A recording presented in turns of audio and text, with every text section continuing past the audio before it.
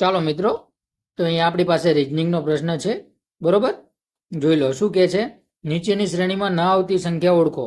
ઠીક છે, 2 આપ્યા છે, પછી 9 છે, 28 છે, 64 છે, 126 છે, 217 છે, 344 છે અને 513 છે.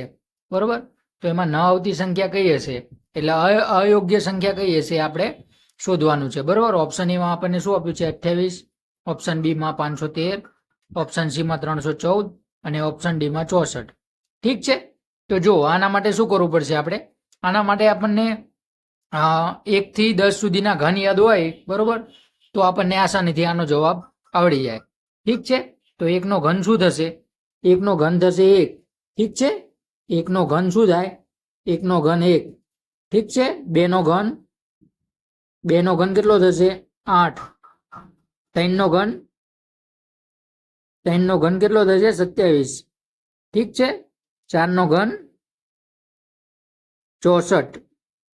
ઠીક છે, 4 નો ઘન 64.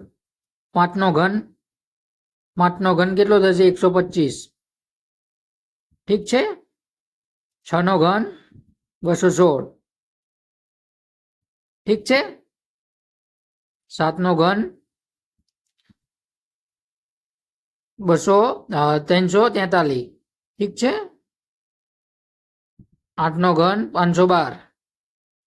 ઠીક છે, બરોબર. અહીંયા 8 સુધી આપણને યાદ હશે તો પણ આપણને આનો જવાબ મળી જશે. જોઈ લો, આ બધા ઘનની નજીકની સંખ્યા દેખાય છે આપણને ઉપરમાં.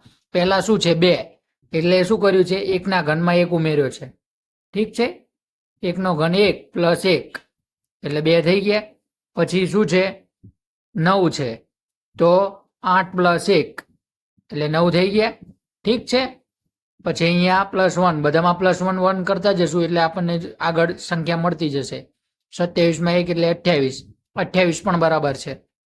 64 માં 1 ઉમેરશું એટલે 65. ઠીક છે, પણ અહીંયા આપણને શું આપ્યું છે? 64 જ આપ્યા છે. બરોબર, એટલે આપણો જવાબ આઈ થિંક એ જ થઈ જશે. ઓપ્શન ડી 64 થઈ જશે. જોઈ લો, આગળ તો 125 + 1 એટલે 126 આપેલા છે, 216 + 1 એટલે 17 આપ્યા છે, 343 + 1 એટલે 344 આપ્યા છે અને 512 + 1 એટલે 513 આપ્યા છે. ઠીક છે, એટલે આપણો જવાબ શું થઈ જશે? Option D 64.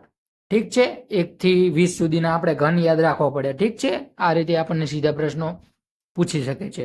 ઠીક છે.